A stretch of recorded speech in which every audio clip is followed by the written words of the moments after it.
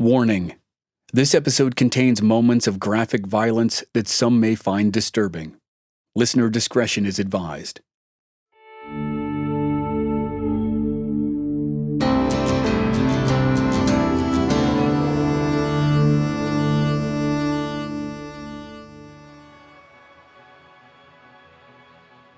Over the years, few legends of the American West have been requested as many times as the story of Jeremiah Johnson, a man who, in truth, never existed. The movie Jeremiah Johnson, starring Robert Redford and directed by Sidney Pollack, is adapted from the novel Mountain Man, a novel of male and female in the early American West by Vardis Fisher. His novel was, in turn, inspired by the account of John Johnson's life penned by Raymond Thorpe and Robert Bunker, titled Crow Killer. Presented as a non-fiction biography of John Johnson, Crow Killer is closer to what we would now call historical fiction. It began with Raymond Thorpe, whose primary sources were a 90-year-old trapper known as White Eye Anderson and a Wild West showman named Doc Carver. Carver, a one-time partner and lifelong rival of Buffalo Bill Cody, persuaded Thorpe to write his own largely fictionalized biography and connected Thorpe to White Eye Anderson. The old trapper claimed to have heard stories of Johnson from Johnson's partner, Del Gue. But the historical record reveals no trace of a Del Gue in the American West during that time. That isn't conclusive proof that he didn't exist. Lots of people changed their names when they went west. But it's impossible to know who the man really was. And when it's added to Anderson's other claims, it becomes more dubious. Beyond the Crow Killer book, the only other mention of Del Gue appears in White Eye Anderson's own book. In that book, Anderson claimed to have heard the shot that killed Wild Bill Hickok, helped bury him, and was with Johnson at the side of Texas Jack Omohundro when Texas Jack died in Leadville, Colorado. There's no historical evidence to support any of those claims, so all of White Eye Anderson's accounts have to be taken with a healthy measure of salt. But after meeting Carver and Anderson and hearing their stories, Raymond Thorpe wrote a rough draft of Johnson's story.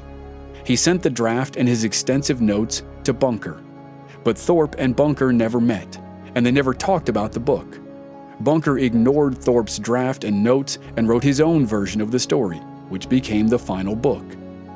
In the introduction to the modern edition of Crow Killer, historian Nathan Bender at the Buffalo Bill Cody Center of the West in Cody, Wyoming, notes that the authors, quote, intentionally created a mythic American saga under the guise of passing on legitimate oral traditions of a historical frontiersman. It's a fancy way of saying, more than likely, very little of the original Crow Killer book is true. It's closer to what we would call a collection of campfire stories today. To unravel the mystery of the man most people know as Jeremiah Johnson, we're going to have fun with this two-part series. The next episode will present the true story, to the extent that it's known, of the man who was probably born John Johnston. But first, this episode will present the legend of the Crow Killer, liver-eating Johnson, known as John Johnson in his own time and often called Jeremiah Johnson today. Virtually none of the legend can be supported by any kind of historical documentation, and much of it was later disputed by the hero of the story. But it is entertaining.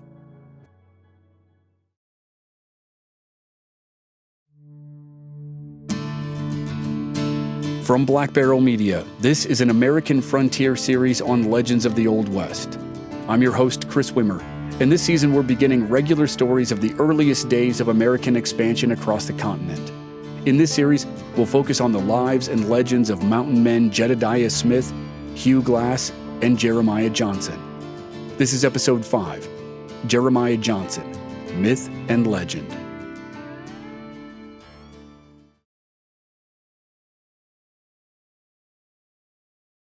In the legend, the man most people call Jeremiah Johnson today was known as John Johnson.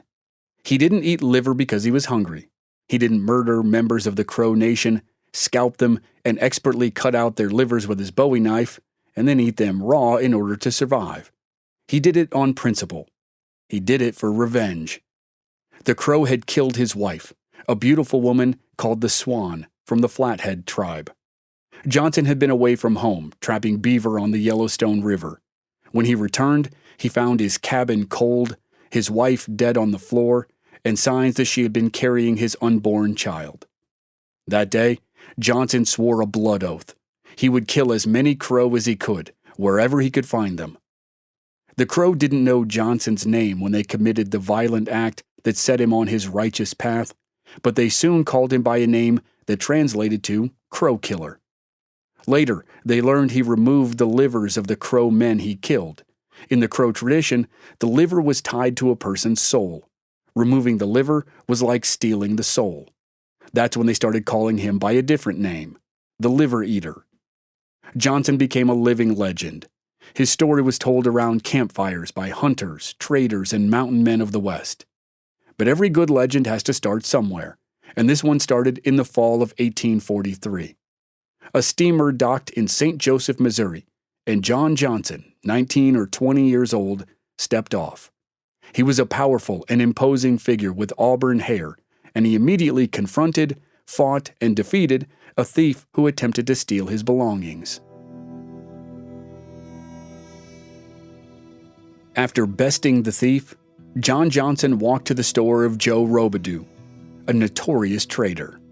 Johnson presented a note from the Hawken brothers of St. Louis, requesting one of their finest rifles, along with traps, a Comanche pony, and a Comanche saddle. Robidoux sold Johnson overpriced goods, but he did include a free tomahawk. The next morning, Johnson headed for the Big Blue River in Kansas to trap beaver. He then worked his way north toward the Platte, and along the way, he met Old John Hatcher. Old John was a seasoned mountain man who took Johnson under his wing after recognizing the young man's potential, despite the fact that Johnson was trying to trap in streams that had been emptied decades earlier. Hatcher taught Johnson the ways of the wilderness, including trapping, combat, and survival tactics. Soon enough, Johnson had his first fight with Native Americans. Hatcher and Johnson were surprised by a dozen Arapaho warriors. Johnson was hit by an arrow in the right shoulder, but managed to shoot one of the warriors with his Hawken rifle. Hatcher shot two others before the remaining warriors retreated. Hatcher removed the arrow from Johnson's shoulder before showing him how to properly scalp the Arapaho warrior he had killed.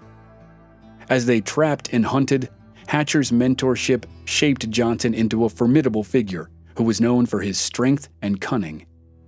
They pressed on toward the mountains, with Hatcher imparting crucial survival wisdom and solidifying Johnson's transformation from a novice greenhorn to a seasoned trapper and mountain man.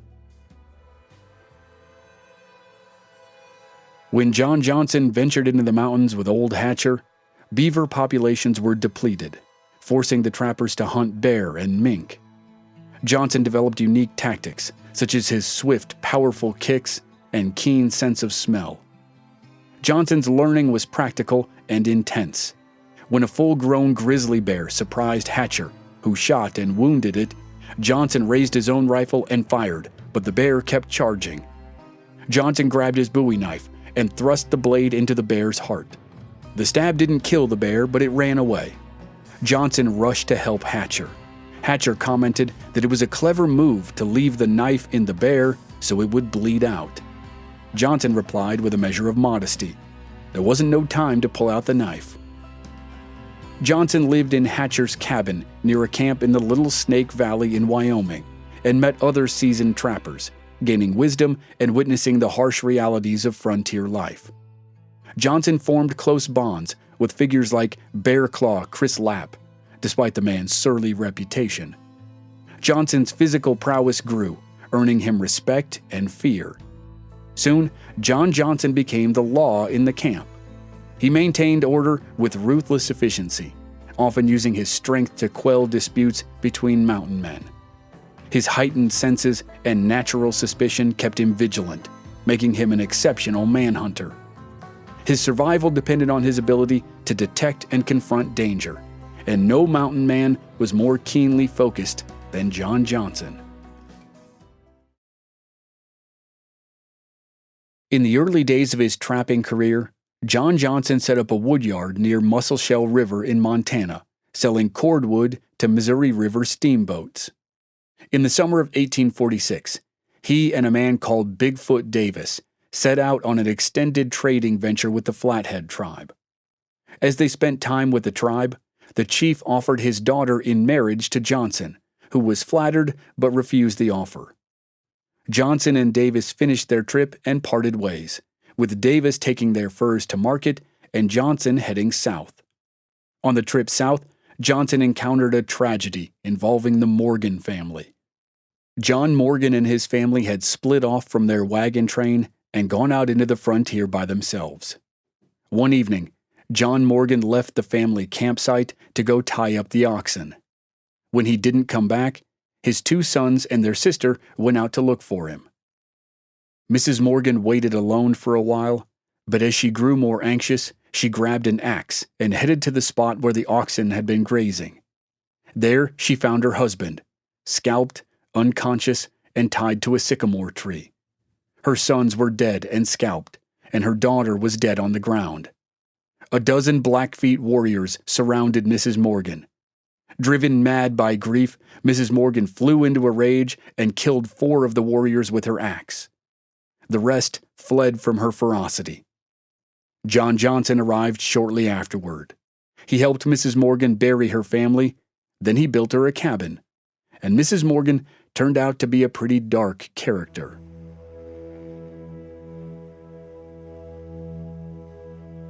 When her cabin was finished, she mounted the heads of the 4 warriors she had killed on the 4 corners of her new home. She stayed there and became known as Crazy Woman, a figure who was feared and respected. The Blackfeet refused to go into the nearby mountains as long as she lived. And that's one of the legends of how a small mountain range, a canyon, a creek, and now a modern road outside Buffalo, Wyoming, all bear the name Crazy Woman. John Johnson continued his trapping but felt lonely after his partner Hatcher left for Santa Fe, New Mexico. He began a trapping partnership with the mysterious man called Del Gue in the winter of 1846. Johnson and Gue learned from visitors that the Crazy Woman story of Mrs. Morgan had become legendary. Johnson continued to visit her, taking her meat and other supplies when he could. In the spring of 1847, John Johnson and Del Gue decided to divide and conquer. Del took their winter furs to Fort Laramie, while Johnson journeyed back to the Flathead tribe near the Wind River Range. Johnson arrived at the Flathead camp in May of 1847. After days of gift-giving, Johnson formally requested to marry the daughter of Chief Bear's Head. She was the beautiful maiden known as the Swan. The chief deliberated for 3 days before presenting Johnson with his trade terms. The chief's daughter would cost 1 rifle, 2 knives, and a good supply of salt and sugar. A week of ceremonies later, Johnson and his new wife, the Swan, left the Flathead camp and set out for his home on the Musselshell. Johnson learned his wife's language while he prepared his cabin for the winter, ensuring the Swan's comfort before leaving for an extended trading and trapping trip. When they said goodbye, it was the last time he saw her alive. The trip was more profitable than Johnson could have anticipated. His pack animals were loaded with furs as he made his way back to the little cabin on the Musselshell. As the cabin came into sight, Johnson noticed there was no smoke rising from the chimney, and he had an uneasy feeling. Abandoning his pack animals, he cocked his Hawken rifle and crept toward his home. Everything was still and silent until a vulture took flight as he approached. On the rock floor of the cabin was the skull of his wife, and there was another, smaller skull nearby. The Swan was dead, as was the unborn child he hadn't even known about. Johnson stepped out of the cabin and scanned the area. He found an old trail in the dirt and followed it to where horses had been tied to a tree. There were still remnants of war paint at the spot, and he recognized the paint as the kind used by Crow warriors. He gathered the bones from the house, placed them in a kettle, and hid them in a secure spot before covering his own tracks and heading up into the mountains. There, at midnight, John Johnson swore an oath to avenge the Swan by killing the Crow warriors who were responsible for her death. By the next year, 1848, stories of John Johnson's gruesome attacks on Crow warriors began spreading across the West. The bodies of dead Crow warriors were found scalped and dismembered. Among the mountain men and trappers, Del Gue, Bearclaw, Chris Lapp, and Bigfoot Davis confirmed that Johnson was also eating the livers of the dead. Other mountain men began calling him Liver-Eating Johnson, though few knew that he had been married and that the motive for his vendetta was the murder of his wife. Johnson's actions quickly became legendary as his story spread across the West, with 49ers passing tales of the Crow Killer as they traveled to California. Mountain men turned his story into an epic, while settlers and soldiers' families turned it into a ghost story for their children. If they didn't eat all their food or mind their parents, Liver-Eating Johnson would come after them. His fearsome reputation grew, marked by his distinctive appearance, a giant of a man with a great red beard and cold gray eyes. When Johnson traded at posts like Fort Laramie, he now carried Crow scalps along with high-quality furs. By 1851, 4 years into his vendetta, his equipment included a Hawken rifle, a Colt Walker revolver, and a Bowie knife, all of which he used to deadly effect against the Crow. The chief of the western band of Crow, Big Robert, sent 50 Crow warriors to trade horses with the Flathead. Johnson waited for the right moment, and at Beaverhead River, he struck. Silently approaching their camp at night, he found that the Crow had left their best warrior as a sentry. Johnson hefted a large rock and threw it at the warrior's head. The man dropped without a noise, and Johnson carried him away from camp before returning to scatter the Crow horses. As chaos erupted in the Crow camp, Johnson scalped the unconscious sentry. When he did, he noticed a scalp on the warrior's belt. Touching the long, dark hair, Johnson knew at once that the warrior was the man who had killed his wife. Consumed by rage, he cut the warrior's side with his Bowie knife, plunged his hands into the wound, yanked out the warrior's liver, and ate it to fulfill his oath. Riding away with the scalp, Johnson knew his vengeance was not complete. He had killed the man who had killed his wife, but he knew others were out there somewhere, and he promised they would feel his wrath. Having scattered the Crow horses, he set out to alert the Flathead, whom he knew would join him in avenging the Swan's death. Johnson traveled tirelessly to reach the Flathead. Arriving exhausted, he negotiated with Chief Bearshead and presented the scalp of the Swan's killer. Bearshead, recognizing the importance of the matter, prepared his warriors for the impending Crow arrival. Johnson, now riding a new black stallion, departed to meet his friend, the chief of the Northern Shoshone. On his way, he encountered 2 Shoshone warriors who carried Flathead scalps, which indicated a Shoshone alliance with the Crow. Upon approaching the Shoshone chief, Johnson explained the situation. When the chief understood that his allies, the Crow, had murdered Johnson's wife, and now 2 of his warriors had killed members of the wife's tribe, he did not want to risk angering the famous liver eater. The chief had the 2 Shoshone warriors executed. Johnson returned to his wife's people and presented the scalps to Bearshead. Johnson had returned with enough time for the chief to rally his warriors and set up an ambush for the party of Crow who were on the way. The Flathead warriors launched their attack and a fierce battle exploded. Most of the Crow were killed, but the Flathead suffered significant losses as well. 60 warriors died in the fight, and the battle added another layer to John Johnson's legend. His fearsome appearance, with his red beard and gray eyes, became synonymous with danger and death. His tradition of eating livers added psychological terror to physical fear, making him a figure of nightmares for Crow warriors. After the recent battle, Johnson took spoils of war from the Crow and returned to his cabin. He now had 36 Crow scalps, and he planned to live quietly through the winter. But he had just fought the second phase of a war, and now it was the Crows' turn to retaliate. The Crow were deeply humiliated by the recent attacks. Their chief, Big Robert, called a council to address the threat posed by Johnson. The chief rejected a mass attack as impractical. Instead, he proposed sending individual warriors to hunt Johnson. According to the legend, Johnson killed 19 Crow warriors over some period of time.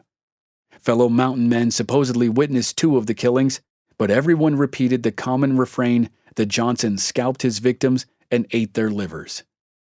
Johnson himself preferred not to speak of the details, sharing only that each warrior was killed in hand-to-hand combat. Johnson was surprised by the newfound respect and desire for friendship from other trappers and mountain men, but he welcomed the change.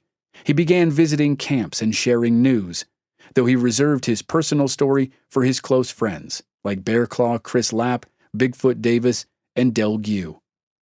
In 1855, Johnson and Del Gue reunited, primarily to help Del recover financially after a rough year. As they set off to trap, they visited Mrs. Morgan, where Del noticed that the skulls from the warriors she had killed had been replaced with new ones, hinting that Johnson had donated them from his kills. While the trappers camped along a creek near the Musselshell River, they encountered a Crow warrior. Johnson quickly and efficiently killed the warrior and, according to Del Gue, ate the liver despite Del's protests. In the early fall of 1861, Johnson helped Del establish a winter trapping camp east of the Continental Divide. Johnson planned to trade with the Flathead tribe in the Bitterroot Mountains. On his journey, Blackfeet warriors and their chief, the Wolf, ambushed and captured Johnson. They intended to trade him to the Crow. They stripped him and bound his hands, and they stationed a young warrior to guard him. Using his teeth to loosen his bonds, Johnson waited for the right moment. When the guard drank whiskey, Johnson attacked. He kicked the young man so hard that the warrior fell to the ground unconscious. Johnson seized the guard's knife, scalped him, and then swiftly cut and twisted the guard's left leg off at the hip. Remarkably, he performed the gruesome task with such skill that the guard remained alive during the entire ordeal. Johnson took the warrior's leg with him, presumably to use as food. Facing bitter winter cold and snow, Johnson traveled slowly and avoided the Blackfeet. He had to fight off a mountain lion that tried to steal the frozen leg, and later used the leg as a club to fight off a grizzly bear. After an arduous journey, Johnson reached Del's camp. Johnson was emaciated, and he carried a partially eaten leg, but he greeted Del with a grin. Johnson asked Del if he had any fresh meat to share.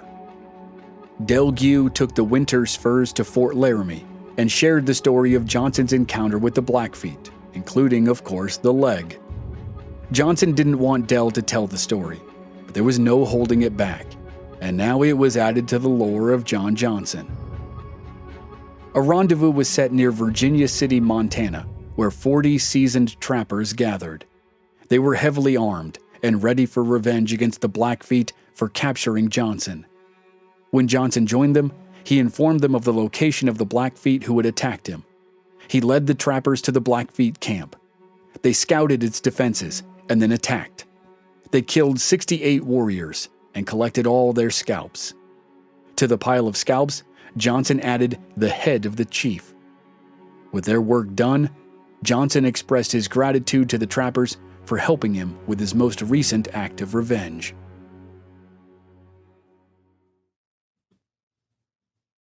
In Del Gue's account, liver-eating Johnson paused his 12-year feud with the Crow to join the Civil War. He had killed 19 of the 20 warriors who were sent after him. At 41 years old, the liver-eater enlisted in the Union Army in 1864 with a group of young trappers.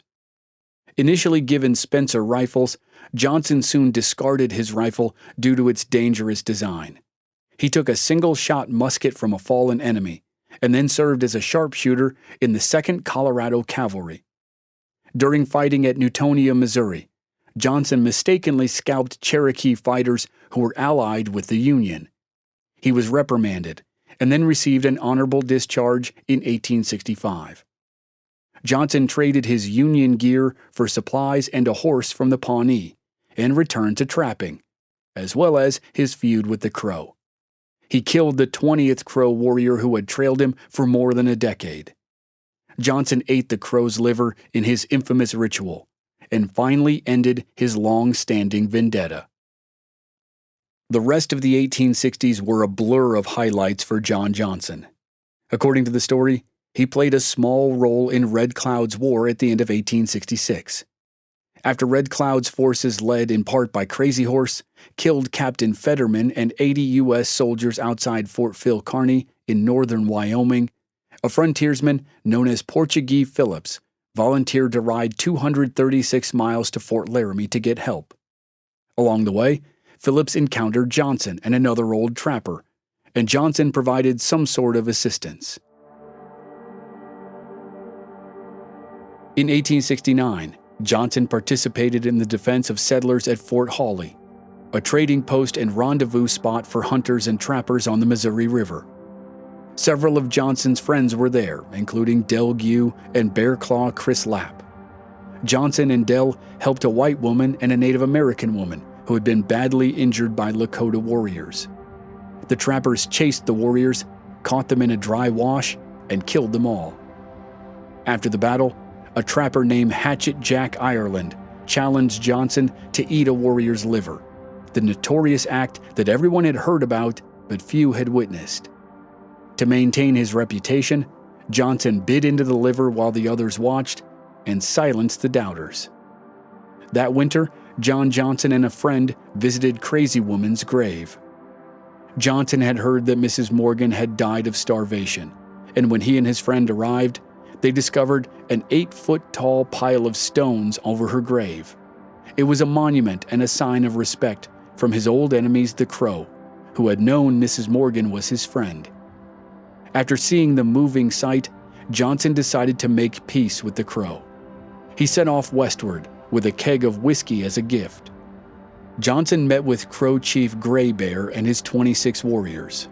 Johnson declared his intention to end their feud and referenced the monument the Crow had built for Crazy Woman. Gray Bear accepted the peace offering. The old feud was quashed, and a new alliance was formed. With peace established with the Crow, Johnson traveled with some of his mountain man friends to the Bitterroot Mountains to visit his relatives in the Flathead tribe. Along the way, they encountered a young Shoshone man who had survived an attack by the Nez Perce. The mountain men, now numbering around 40, joined forces with the Shoshone, the Flathead, and the Crow to form a group of 150 fighters under Johnson's command. As the small army went in pursuit of the Nez Perce set an ambush.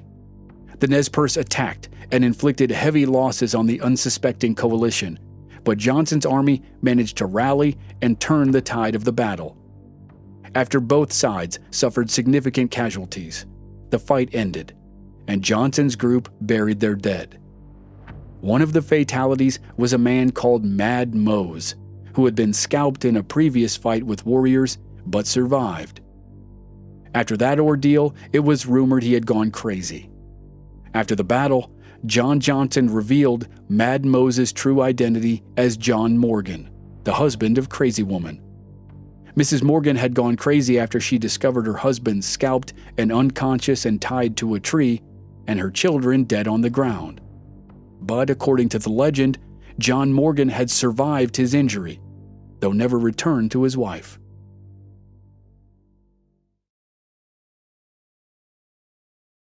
For John Liver-Eating Johnson, the 1870s picked up where the 1860s left off.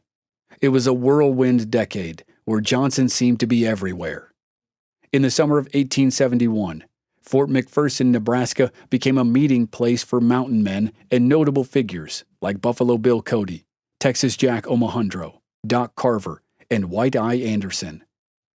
Johnson recruited White Eye Anderson and several others to journey up to Dakota Territory. Along the way, Blackfoot warriors stole their horses and mules. Johnson got even by making a batch of poisoned biscuits and leaving them nearby.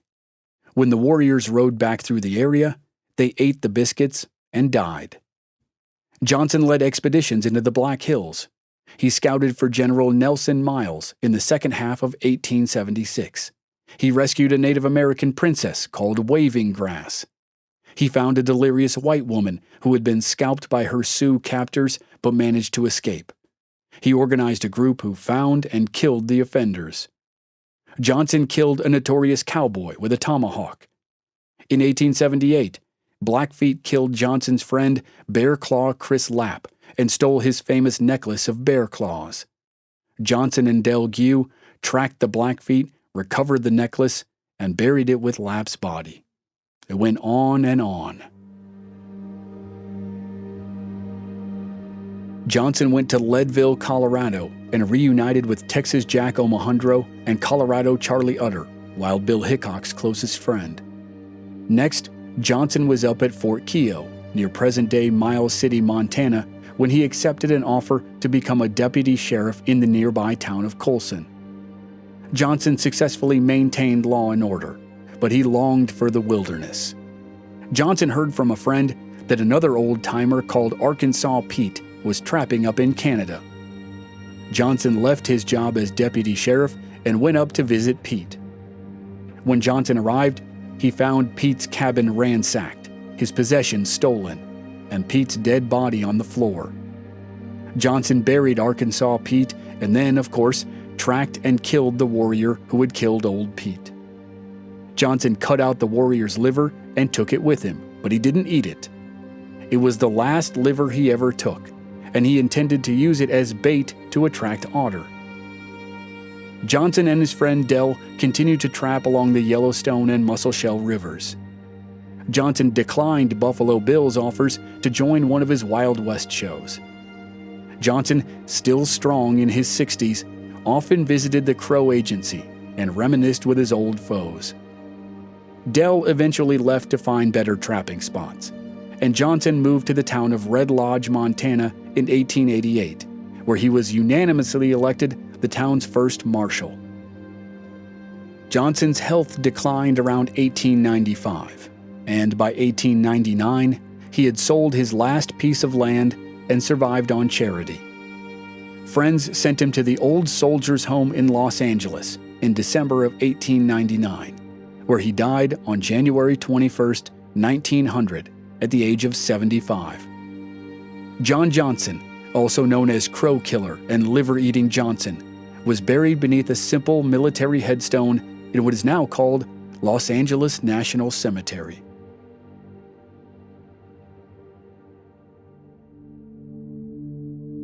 That was the legend of John Johnson, who is now known by most people as Jeremiah Johnson, and his 50 years of adventures in the West. Next time on Legends of the Old West, it's the true story, as much as is known, of the man who was most likely born John Johnston. He's not quite the journeyman of his mythical alter ego, but his story is still entertaining. That's next week on the season finale of the first American Frontier series here on Legends of the Old West. Members of our Black Barrel Plus program don't have to wait week to week to receive new episodes. They receive the entire season to binge all at once with no commercials, and they also receive exclusive bonus episodes. Sign up now through the link in the show notes or on our website, blackbarrelmedia.com. Memberships are just $5 per month. This series was researched and written by Matthew Kearns. Original music by Rob Valier. I'm your host and producer, Chris Wimmer. Thanks for listening.